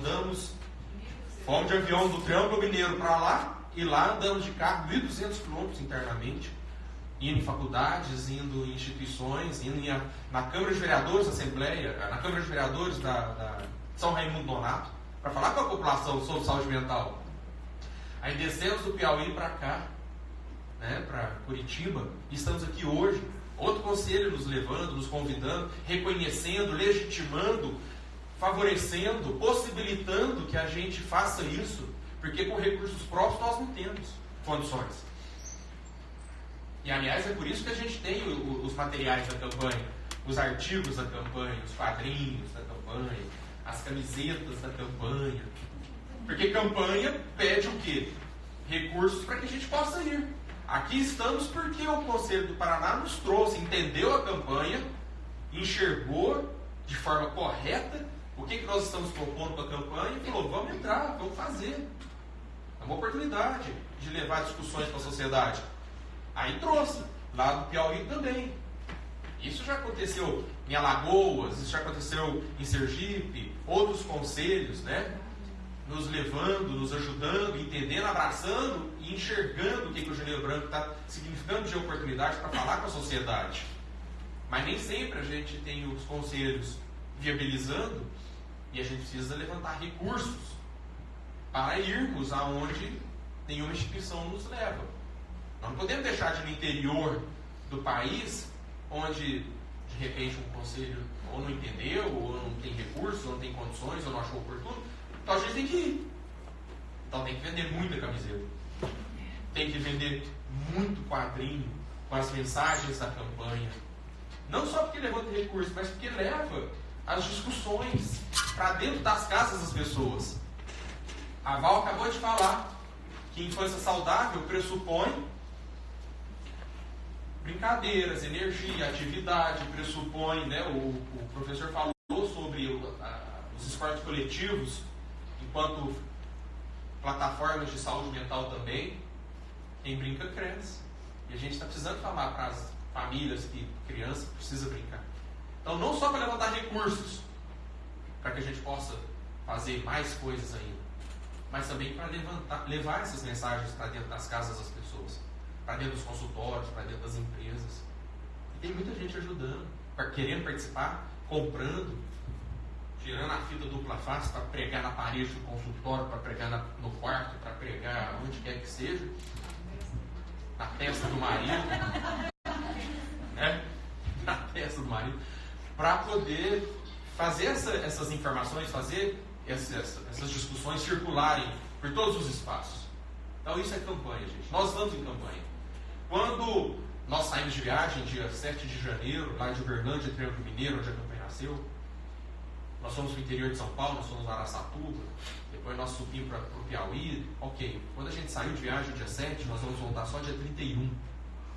Porque hoje nós estamos em Curitiba, amanhã estamos em Curitiba para falar com a sociedade, e a gente pede que vocês compartilhem ao máximo esse convite para amanhã. Chama os parentes, chama as amigas, chama os amigos, chama os vizinhos, chama o patrão, chama o funcionário, chama a sogra, chama o sogro, chama as inimigas, chama o ex-namorado. Né? Ele está, estou com medo aqui, porque ele está desde o dia 7, em toda a palestra, a hora que ele resolve falar da história do ex-namorado, ele fala ex-namorada. Eu falei, tô achando que você está querendo falar alguma coisa. Chama os ex-namorados, chama os rolos, chama todo mundo. Amanhã vai ser aonde? Aqui? Não? Tem outro espaço? Vamos lotar. Cabe quantas pessoas lá? X. Vamos por 2x. Vamos encher. Para ouvir todo mundo falando sobre esses assuntos. Né? Ouvir a Val falando sobre a infância. Vamos chamar todo mundo. Que é isso, campanha é isso. Aí quando nós saímos de viagem, tem que arrumar a mala. Eu falei assim, Val, nós temos que levar a minha mala, a sua mala, e tem que levar os artigos da campanha para rodar o país. Certo? Fazer isso. Franca, na minha mala de mão, não vai caber tudo que eu preciso. Aí eu pensei assim, gente, o que eu preciso? É campanha. Eu preciso de uma bermuda, uma calça jeans, um tênis e umas 5 camisetas deles. Na interna, não precisa. E roupa social? Não precisa. Porque aonde quer que eu vá falar, vou falar na OAB do Piauí. Tênis, calça jeans, camiseta. Imagina se você não pega a calça. Mas eu fiquei... Eu no sul também. Então, campanha sendo campanha. É calça jeans, camiseta, tênis, microfone. Para falar o tempo inteiro para as pessoas. E falar o quê? Falar isso que a gente vai falar aqui e o que nós estamos falando. Né? Rodando o país inteiro para falar sobre isso. Então hoje nós estamos aqui, depois amanhã nós vamos estar aqui de novo. Depois da manhã a gente vai para Brasília, vamos ficar 2 dias em Brasília. E de Brasília a gente vai para Porto Alegre. Em Porto Alegre a gente vai fazer lá no Rio Grande do Sul um tour, passando por cidades do interior, começando por Ijuí, que fica 400 quilômetros. Então eu e a Val vamos chegar em Porto Alegre, vamos alugar um carro, vamos pegar o carro e vamos dirigir por 450 quilômetros até chegar nessa cidade. Fazer palestra e voltar. Ou no mesmo dia ou no dia seguinte, acho que no dia seguinte. Isso é campanha, gente. E sabe o que é o legal? Eu e a Val estamos fazendo isso. Estamos fazendo. Só que você, o senhor, você, todos vocês, né? Podem fazer o mesmo. Falar sobre saúde mental. Levantar assuntos sobre saúde mental. Colocar em discussão essas informações de que criança precisa brincar. Convidar as pessoas para a gente construir uma cultura da saúde mental na humanidade. Dizer para as pessoas que quem cuida da mente, cuida da vida. Falar para todo mundo que se a gente não bota para fora os sentimentos mal elaborados, o corpo acaba por botar para fora na forma de sintomas, de doenças e de problematizações da somatização, não é verdade? Se a gente não elabora e vai para fora, de alguma forma vai sair, falar sobre isso com as pessoas. Dizer para as pessoas que quando a gente é criança, a gente é cheio de sonhos, possibilidades, potenciais, fantasias, mas que quando a gente cresce, a gente fica abestado. Eu acabei de vir do Piauí, então tô podendo dizer, né? O que você deixou de ser quando crescer? Olha que plaquinha que dá uma discussão boa. O que você deixou de ser quando crescer? O que você deixou de ser ao crescer, né? Você sonhava, você desejava, você fantasiava, né? E agora ficou aí. Abestadamente, virou uma ameba gigante que não faz mais nada.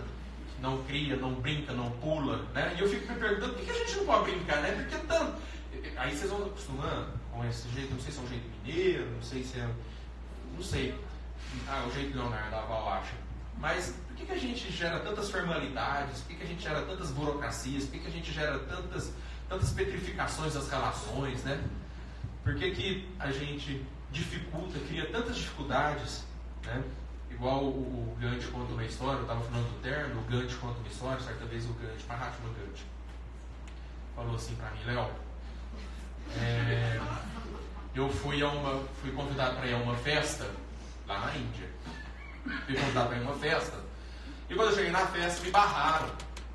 Porque eu não estava com a roupa adequada para a festa. O que o Gandhi fez?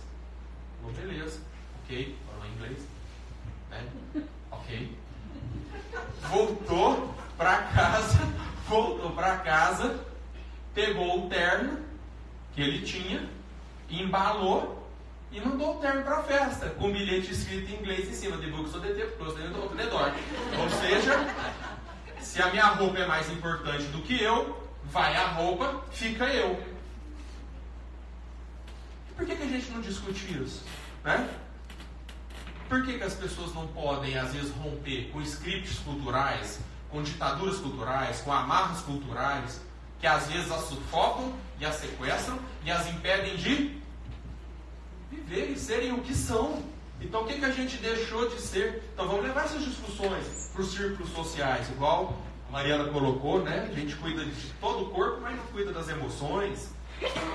A gente pode dizer para as pessoas que a mente é o infinito das possibilidades, que o que a gente resolve aqui na mente fica tudo mais fácil para resolver fora da mente, né? E que muitos problemas externos que nos afetam, na verdade, têm origem aqui e não necessariamente lá fora, porque a mente é o infinito das possibilidades. É uma plaquinha, uma das plaquinhas mais queridas da campanha Janeiro Branco. E eu vou contar a história dessa plaquinha. Você conta, Val, a história dessa plaquinha? Certo dia eu acordei, graças a Deus eu tenho acordado, e falei assim para a Val, Renato Russo mandou um recado. Falei assim, não? Foi em inglês? Como é que tu conta? Pessoal que está no Instagram assistindo, pessoal que está no Facebook assistindo, boa noite.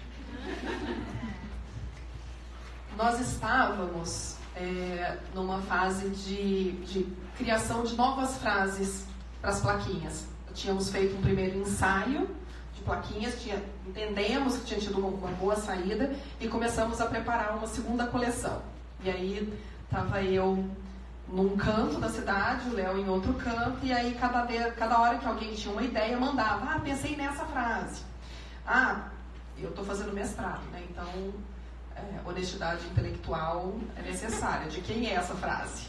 Fonte. E aí mandava. O Léo, de repente, mandou essa. Põe essa. A mente é o infinito das possibilidades. Eu, de quem é? Renato Russo. Ele não viu a minha cara, mas a minha cara foi. E aí eu falei, mas de onde, Renato Russo? Qual música? Não é de música nenhuma. Porque a minha adolescência foi Legião Urbana, eu tenho toda a discografia, conheço praticamente todas as músicas. Me fala a música. Não é de música. É entrevista? É show? É vídeo? Eu sei, me diz, qual? Não tem. Então, como foi? Não, ele me falou em sonho. Eu voltei a perguntar se ele tinha tomado o remedinho dele naquele dia, porque realmente foi difícil. E aí ele conta o sonho, que aí só ele sabe do sonho. Não, o sonho foi simples. O Renato falou assim, Léo, eu falei, oi, Renato. Léo, a mente é o infinito das possibilidades. Eu falei, massa isso. Valeu, obrigado. Aí eu acordei e anotei. Contei essa história pra Val, foi desse jeito, contei, né, o que o Renato falou, e virou essa plaquinha. Só que eu não tive coragem de colocar os créditos. Tá aqui, uma das plaquinhas que o pessoal mais gosta de levar para casa. Entendendo que a vida não é só boleto. A vida não é só boleto. E a gente está adoecendo achando que a vida é só isso. Trabalhar para pagar a conta. Trabalhar para fazer conta. Trabalhar para fazer compra. Fazer compra, fazer conta. Trabalhar para pagar a conta. Trabalhar para fazer compra. E fica nessa. E tá desse jeito. Quem não, né? Todo mundo assim. Você começa a trabalhar, você ganha dinheiro. Aí você compra coisa, você tem que pagar. Aí você quer comprar mais, aí você trabalha mais para pagar mais, para comprar mais, aí trabalha mais para pagar mais. E aí vira uma gaiola de hamster. Sabe o hamster? Que fica ali, abobado, abestado?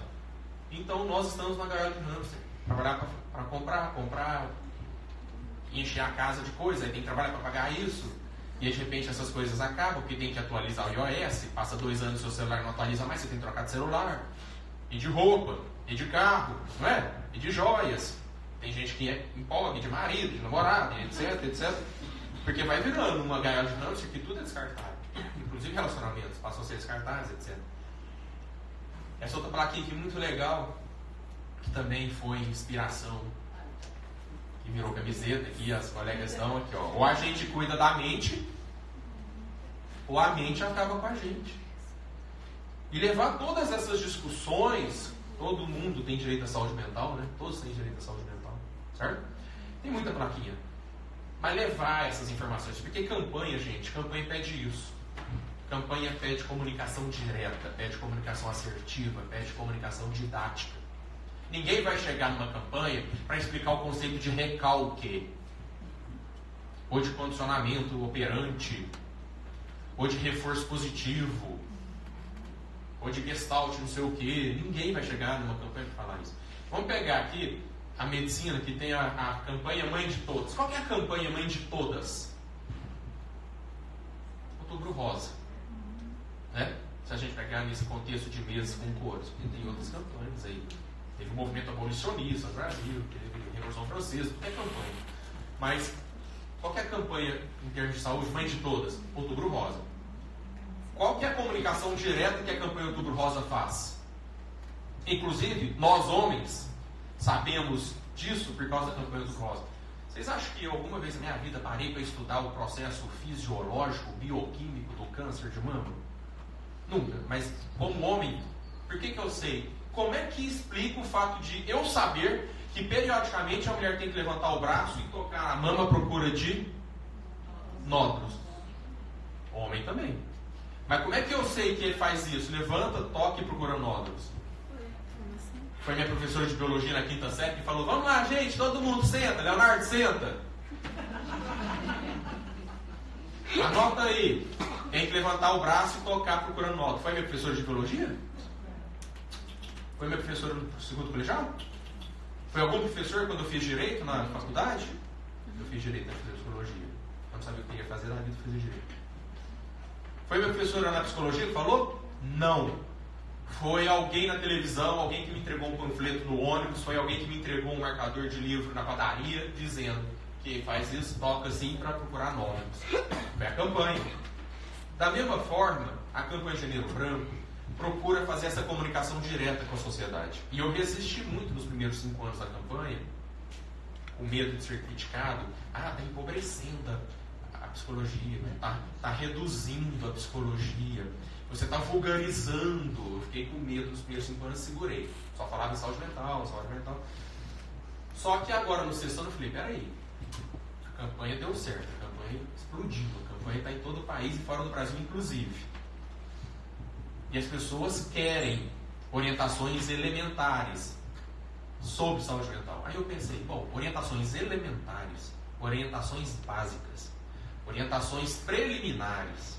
Agora vou usar outras 2 palavras que eu achei muito massa, usei em uma palestra esses dias. Orientações preambulares. Por fim, orientações propedêuticas. É tudo assim, orientações introdutórias.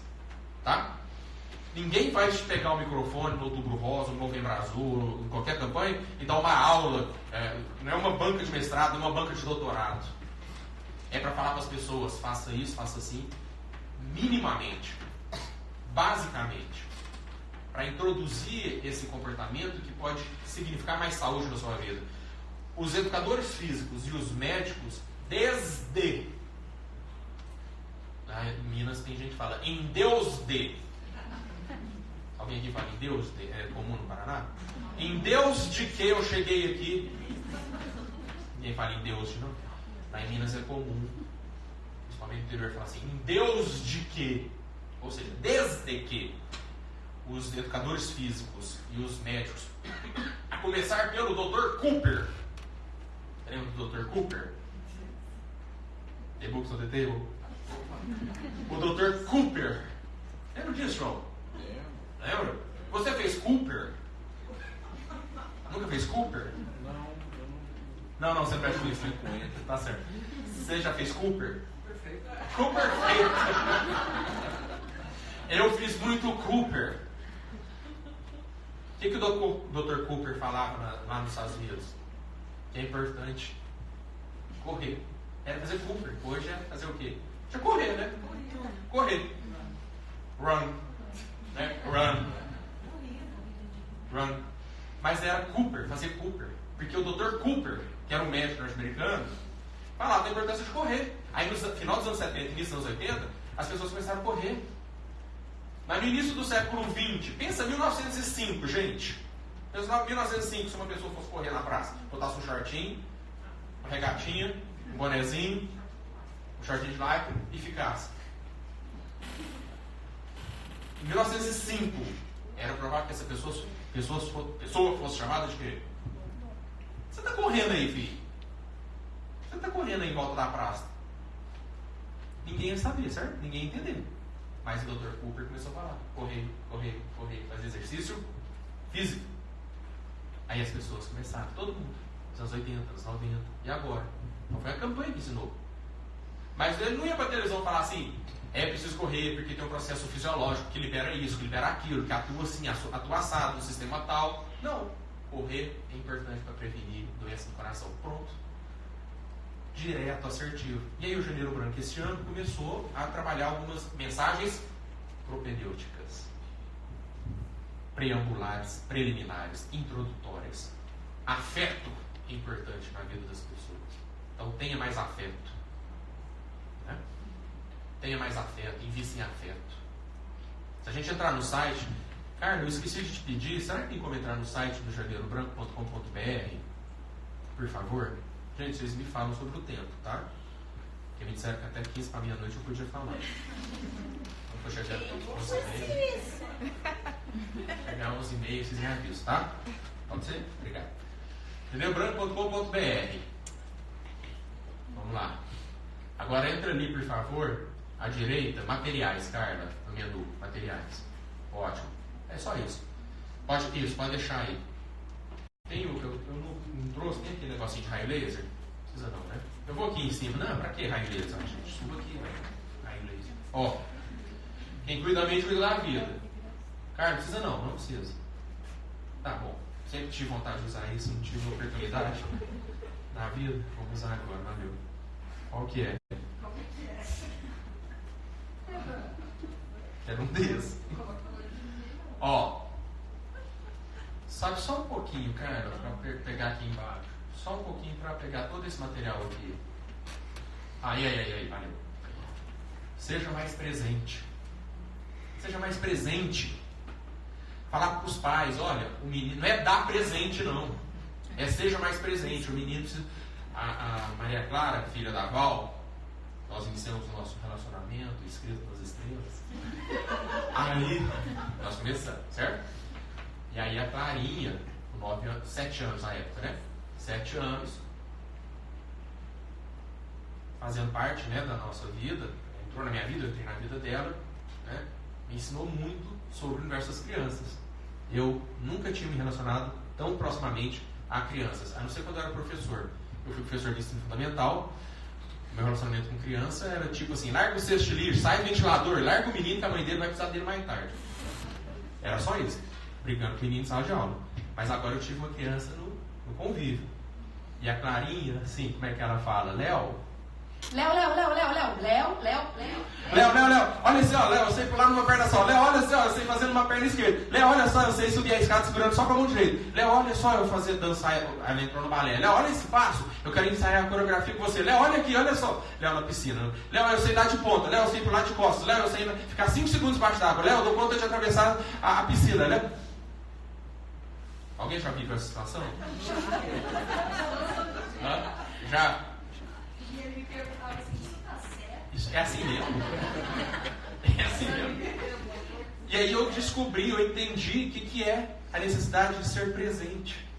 Porque eu podia muito, e no começo eu ficava, confesso, eu ficava só no celular, tomando conta da campanha, fazendo material da campanha. Né? Porque tudo isso aqui, gente, foi criado no meu celular. Todas essas artes. Todas essas artes.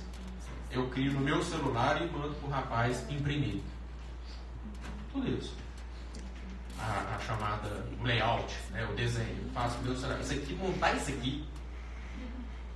isso aqui, cada palavrinha no tamanho certo, faço tudo no meu celular. Tudo isso aqui. Aí ela, Léo, eu tô ensinando a árvore, Léo, tô embaixo da árvore, Léo, eu sei contar até 10 só os pares, Léo, eu sei contar até 10 só os simples, agora eu vou contar todos, Léo, presta atenção, agora de trás pra frente. Começou a ter dificuldade. Falei pra Val, Val, não dou conta. Não dou conta. Mas aí eu fui, como é que é o afeto, né? Fomos aproximando, fomos nos apaixonando, fomos nos reconhecendo, fomos vivendo isso, né? Aí eu entendi a questão do ser presente. Que a criança precisa que alguém olhe para ela, que alguém veja o que ela está fazendo, que alguém reconheça o que ela está fazendo, que alguém honre o que ela está fazendo, né? Então seja mais presente. Falar para a sociedade, pai, dá um jeito, você precisa estar presente na vida dos seus meninos. E outra coisa, meu pai está chegando a ter 80 anos. E eu viajando o país inteiro dando palestra. E eu o tempo inteiro fazendo reunião. E eu o tempo inteiro cuidando da campanha. Nos últimos 6 anos, a minha taxa de presença na vida dos meus pais, pensa que é uma... Eu também sempre tive vontade de falar isso aqui, um eixo cartesiano, X e Y. Nunca entendi isso. X e Y. Aí tem a parábola, né? Calcula, achure a área e calcule o valor de delta, tá? A minha presença na vida dos meus pais, vocês acham que fez assim? Vocês acham que fez assim? Fez assim com essa campanha. E esse ano vai ser mais ainda. Eu vou lançar um curso sobre o meu livro, Prevenção ao Suicídio, e eu quero dar esse curso no país inteiro. Mas meu pai está chegando aos 80 anos. E eu fico pensando, eu tenho que estar presente na idosidade, na terceira idade dos meus pais. Mas eu também tenho que estar presente, porque eu acho que a gente está construindo uma coisa nova no mundo, o Janeiro Branco. Fazendo isso. O tempo inteiro. Em cidades de 2.000 habitantes, gente que nunca ouviu falar em saúde mental. E a gente está lá fazendo palestra. Com conselhos, com amigos, com médicos, com educadores físicos, sabe? Falando sobre tudo isso. Eu vou ter que achar um ponto de equilíbrio nessas questões, porque eu tenho que ser presente na vida dos meus pais. Viver a vida com respeito, respeitar as diferenças religiosas, respeitar as diferenças sexuais, respeitar as diferenças étnico-raciais, respeitar as diferenças políticas, respeitar as diferenças de idade, respeitar as diferenças de gosto, de consumo, de tudo.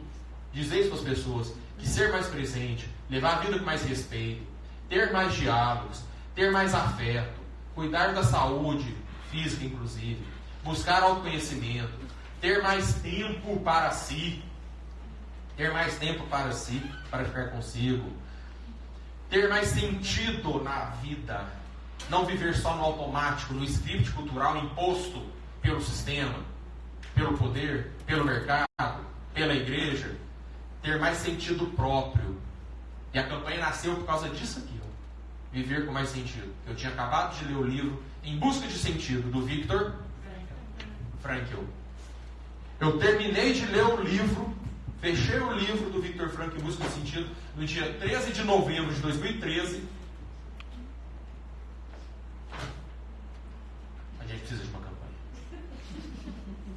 Eu dei um salto da cama e pelo WhatsApp eu criei um grupo no WhatsApp, chamei os psicólogos de Uberlândia, tudo.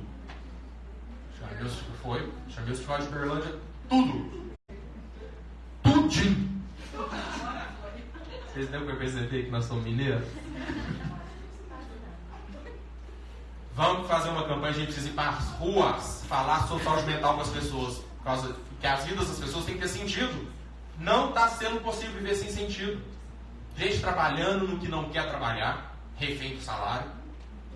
Gente comendo o que não quer comer. Gente namorando com quem não quer namorar. Gente casado com quem não quer estar casado. Gente tendo uma profissão, fazendo um curso que não quer. Gente ouvindo música que não quer, bebendo que não quer. Scripts culturais, fatos sociais, processos que se impõem. O amigo acabou de falar aqui que o povo que está passando mal são os sequestrados da ditadura da estética, buscando corpos sem sentido. tendo alimentações sem sentido, não é? Então a humanidade precisa de sentido. Viktor Frankl já falava sobre isso. E as pessoas vão entendendo que a dor também pode ser produtora de sentido em suas vidas, tentando negar a dor de qualquer forma. Por isso, tanto remédios para anestesiar os sentimentos. E aí que nasceu a campanha. Violências, machismos, racismos, homofobias, transfobia, lesbofobia, né? Fundamentalismos religiosos que violentam os livre-arbítrios, as escolhas das pessoas. E os preconceitos todos, que também vitimam as pessoas. Então, muito humildemente, eu penso, quando eu elaborei essa peça, que também foi feita no meu celular, essa aqui também, eu penso que, assim como o Dr. Cooper nos anos 80 dizia, bora correr, let's go run. Quando o Outubro Rosa fala, levanta o braço e toca para ver se tem nódulo. Quando os médicos começaram a falar, fumar mata. Aí veio a campanha de tabagismo. Quando os Detran da vida começaram a fazer, os Ministérios da Saúde da vida começaram a fazer a campanha, respeite a faixa de pedestre, respeite, use cinto de segurança. Os médicos e o Ministério da Saúde, use camisinha, não é? Ok, campanhas. Seja mais presente, viva com respeito, tenha mais diálogos, invista em afeto, cuide da saúde, busque autoconhecimento, dê-se mais tempo, viva com mais sentido, diga não à violência, diga não a preconceitos. Nós, profissionais de saúde mental, com a ajuda dos amigos transversais, medicina, educação física, fisioterapia, enfermagem, assistência social, nós temos o dever moral, o dever social, o dever ético, a obrigação existencial de levar esses conhecimentos às pessoas. Às pessoas. A crase é importante. Às pessoas. Nós temos conhecimentos capazes de mudar o mundo. Nós temos condições de solucionar os nossos principais problemas. Mas os nossos conhecimentos ficaram encastelados, ficaram restritos a elites de saber, ficaram presos a paredes de consultórios que cobram caro para usar o conhecimento que foi produzido coletivamente. É mais uma distorção da humanidade. Todo conhecimento é produzido coletivamente, mas na sociedade do mercado é vendido particularmente. E aí as pessoas morrem, aí as pessoas adoecem, aí as pessoas sofrem, aí as pessoas suicidam, aí as pessoas deprimem, aí as pessoas aceleram até bater o carro na árvore que encontrar pela frente.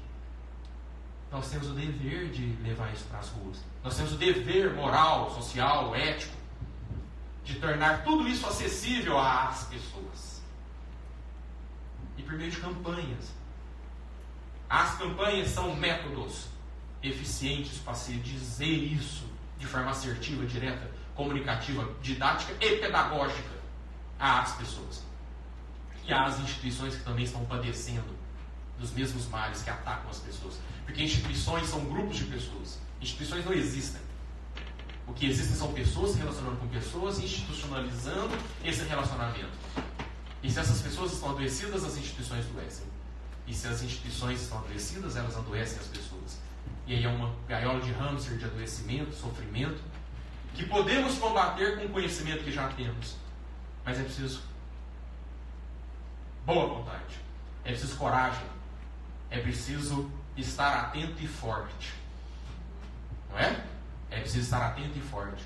Cortando o país, pegando microfones, falando com jornalistas, falando com padres, falando com pastores, falando com gestores de pessoas, falando com amigos das outras áreas do conhecimento, falando com políticos, como a gente tem feito. Semana passada fizemos reunião com o prefeito. Um prefeito lá de Piauí, do Piauí, mas que é um dos líderes do grupo de prefeitos de todo o estado. Falamos da importância da saúde mental.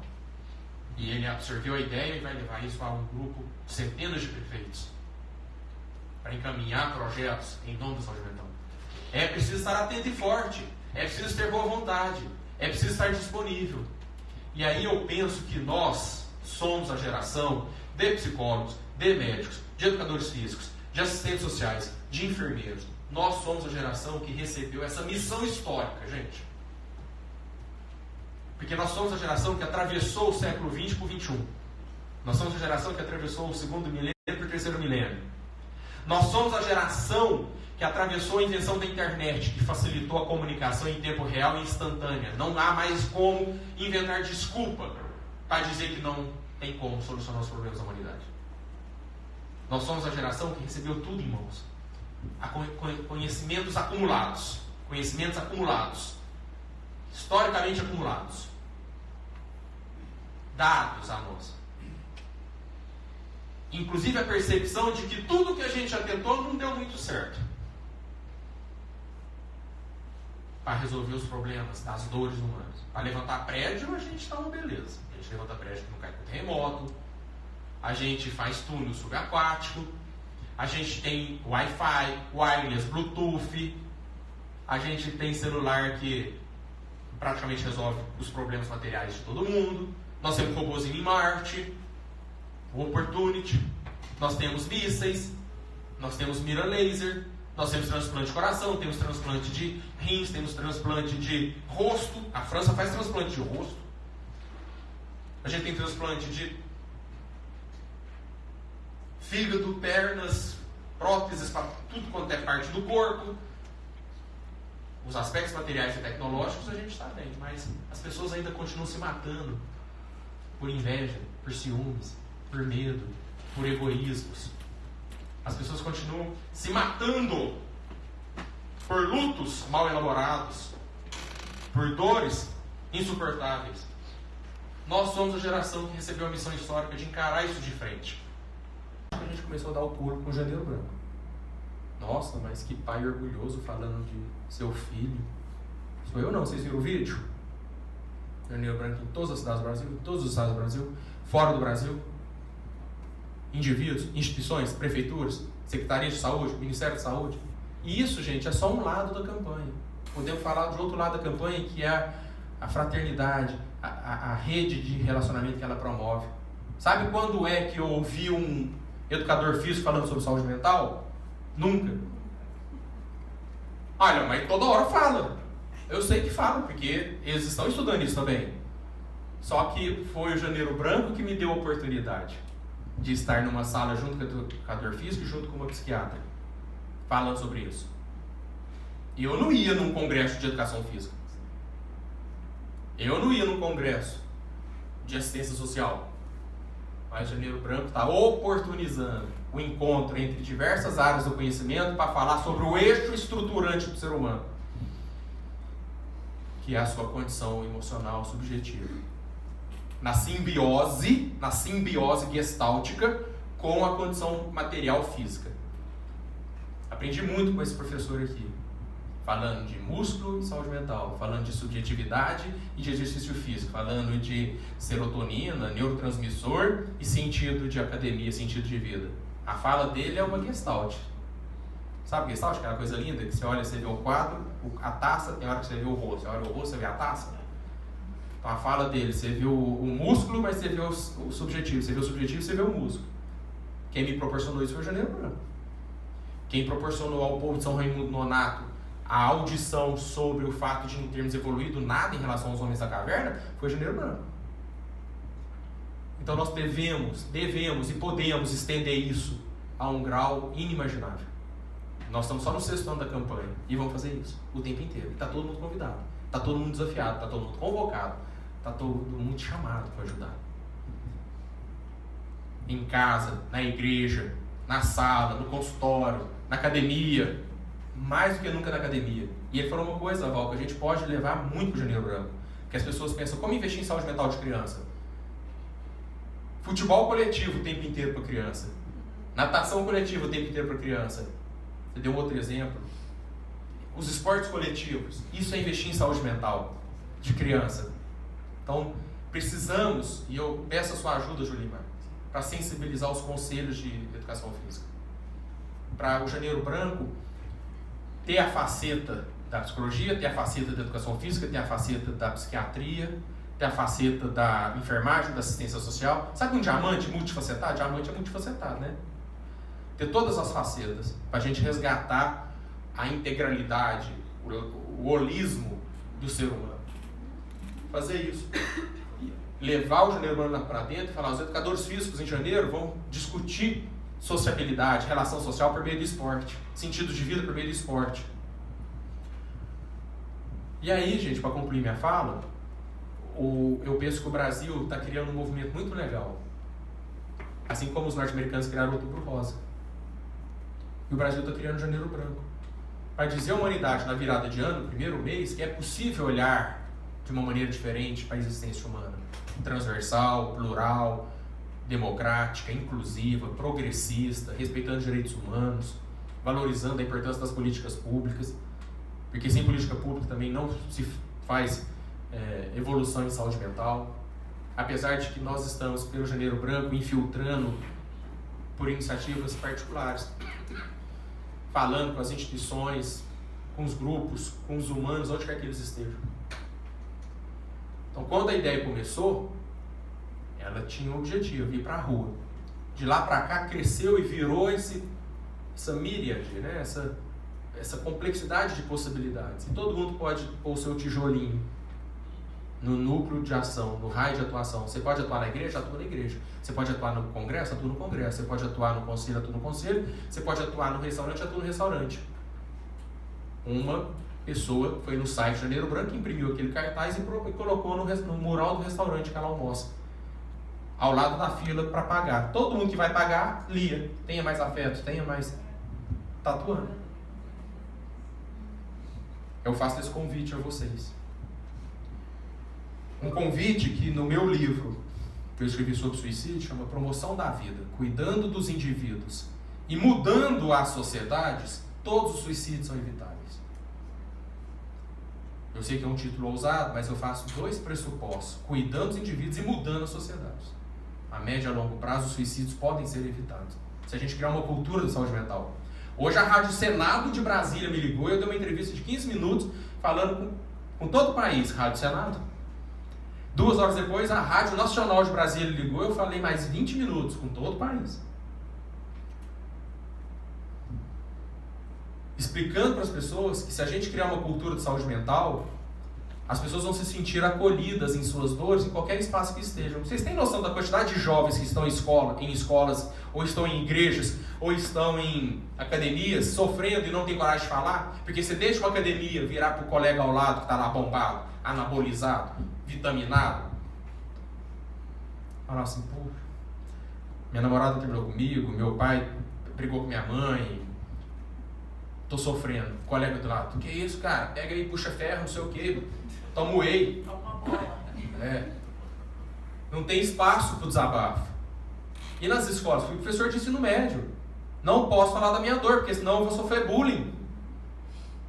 E na igreja, se eu falar que minha vida está sem sentido, vão dizer que é falta de Deus, que eu não oro com fervor, que o bicho me pegou. Não é o Temer, não. E você está entendendo que as pessoas não têm espaço para poder falar. Chegar na academia tem que falar, tem que ficar bonito, tem que ficar gostoso, tem que ficar gostosa, tem que bombar. Chegar na escola tem que falar, vou passar para medicina. Chegar na igreja tem que falar, passei a madrugada de joelho louvando ao Senhor. Só tem os assuntos de sempre. As pessoas não têm liberdade para falarem das suas questões internas, profundas, reais. Então a gente precisa de uma cultura de saúde mental, como das plaquinhas aqui, uma cultura de saúde mental. Falei isso o tempo inteiro hoje na Rádio Nacional e na Rádio Senado. Porque dentro de uma cultura da saúde mental, assim como ninguém fuma dentro de academia, ninguém fuma mais dentro de avião, assim como as pessoas olham com cara feia se você não respeita a faixa de pedestre, as pessoas vão começar a entender que é preciso ter espaço para falar de dor dentro de academia, dor emocional, para falar de dor emocional dentro de igreja, para falar de dor emocional dentro das famílias, dentro das escolas. Vai ficar super normal fazer isso. Como hoje, se alguém ligar um cigarro aqui, todo mundo vai estranhar, não vai? Foram 2 décadas de campanha antitabagista. Eu entro dentro de um carro, se eu tô com uma camiseta que eu não quero amassar, não ponho o cinto, aval, não ligo, o carro não sai, meus amigos não dirigem enquanto eu não colocar cinto de segurança. O carro fica pitando. Imagina então um dia que a gente entrar num carro e se de repente por leitura facial o carro detectar que você está triste, ele ficar pitando. Dizendo que você não está cuidando da sua saúde mental. Então nós estamos caminhando para essa necessidade. Nós já estamos nessa necessidade. O mundo está se matando de depressão, de suicídio, de ansiedade, de droga, de alcoolismo, de violência, de guerras. A gente está precisando disso. E quem é a geração que recebeu a missão histórica de enfrentar essa parada? Nós outros. Nós. Nós temos que enfrentar isso. E não há mais desculpa. Nasceu uma campanha para ajudar nesse processo. E no final do meu livro eu deixo uma mensagem às pessoas que estão sofrendo. Deixo uma mensagem aos educadores, que são pessoas no paredão de frente com os jovens. E deixo uma mensagem aos profissionais da saúde mental. O século XXI avança. Eu vou ler, me permitam? Uma página só. O século XXI avança para concluir a sua primeira metade. E os desafios em relação à saúde mental da humanidade são surpreendentemente complexos e enormes. E por que surpreendentemente? Porque é inacreditável e inaceitável o contraste entre o grande desenvolvimento tecnológico material da humanidade e o pobre conhecimento dos homens a respeito das suas próprias fronteiras subjetivas. Em um tempo caracterizado pelo crescente domínio tecnológico material do homem sobre a natureza que o rodeia, urge que este mesmo homem também desbrave, conheça e saiba lidar melhor com a natureza subjetiva que o constitui, que o fundamenta e que o estrutura. Urge que os homens sejam orientados em referências sobre como essas condições se relacionam com as suas estruturas biológicas, com todo o mundo externo que os circunda e, em especial, a respeito de como tudo que existe neste mundo externo interfere em seus mundos internos. Após séculos e milênios olhando para fora, chegou a hora de os homens entenderem que a sabedoria popular sempre esteve correta a respeito da posição central da subjetividade humana em relação a tudo na vida. A sabedoria popular sempre falou: a boca fala do que o coração está cheio. A beleza está nos olhos de quem vê. Quem vê cara não vê coração. Os olhos são a janela da alma. A verdadeira mudança ocorre de dentro para fora. A necessidade faz o sapo pular. Diga-me com quem andas, eu lhe direi quem és. Casa de ferreiro, espeto de pau. Cão que ladra não morde. De médico e de louco, todo mundo tem um pouco. Quem ama o feio, bonito lhe parece. Gato escaldado tem medo d'água. Em casa de enforcado não se fala de corda. Coração de gente é terra que ninguém pisa. O coração tem razões que a própria razão desconhece. E outras tantas e acertadas percepções populares em relação à estrutura psíquica que fundamenta a existência de todas as pessoas do mundo. A sabedoria popular sempre soube que a subjetividade tem posição central na vida das pessoas. Chegou a hora, portanto, de os profissionais da saúde mental de todo o mundo, a partir de seus legítimos e competentes conhecimentos, qualificarem, enriquecerem e amadurecerem a sabedoria popular em relação a todas as questões, direto ou indiretamente ligadas aos temas da subjetividade humana, das emoções, dos sentimentos, dos pensamentos e dos comportamentos humanos. Cabem aos profissionais de saúde mental o dever, a missão e a responsabilidade social de instruírem os povos a respeito de todas essas questões imateriais e relacionamentos e relacionais humanas, gerando psicoeducação e psicoprevenção em nome de uma humanidade mais saudável em termos mentais, emocionais, comportamentais e sociais. Como dizia a inesquecível e sensível poetisa Cora Coralina, feliz aquele que transfere o que sabe e aprende o que ensina. Nós, profissionais da saúde mental de todo o planeta, estamos prontos para compartilhar desta genuína felicidade com todas as pessoas do mundo e em nome de um mundo verdadeiramente mais humano e mais saudável. Os profissionais da saúde mental estão aptos a isso, aptos e preparados. Somos milhares de profissionais espalhados por vários países que abraçaram as causas das campanhas Janeiro Branco e Setembro Amarelo. como quem sabe estar levando caminhões de carro-pipa a um mundo deserto e sedento. Existe uma humanidade sedenta por conhecimentos relativos à subjetividade humana e à prevenção de doenças relacionadas à saúde mental e à saúde emocional dos indivíduos.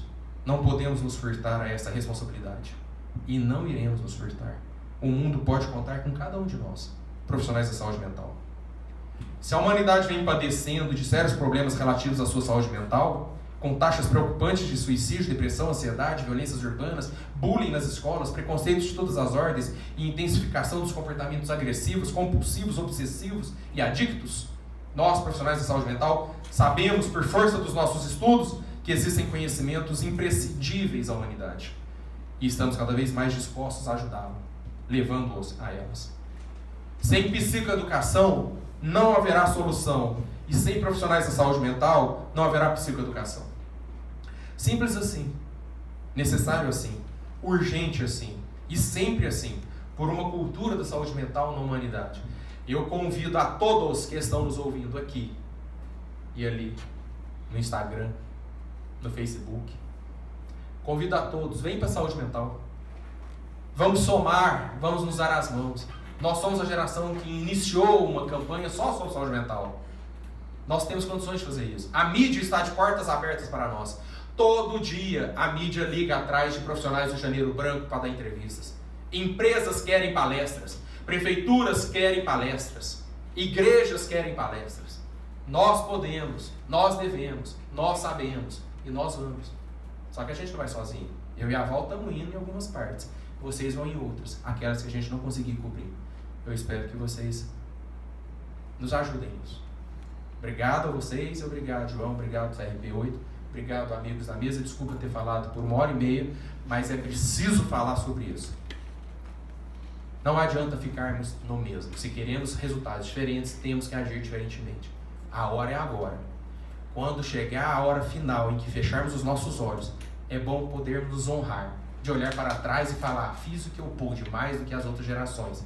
Porque as outras gerações produziram conhecimento que chegou até mim. Esse conhecimento não me pertence, eu devo levar ao povo. Porque senão, vou ser tão primitivo quanto o homem neandertal ou pré-histórico da Serra da Capivara. E se eu quero estar à frente do homem da Serra da Capivara para realmente merecer o domínio sobre Marte, eu primeiro preciso e devo dominar o que está dentro de mim. Senão de nada valerá dominar Marte. Obrigado.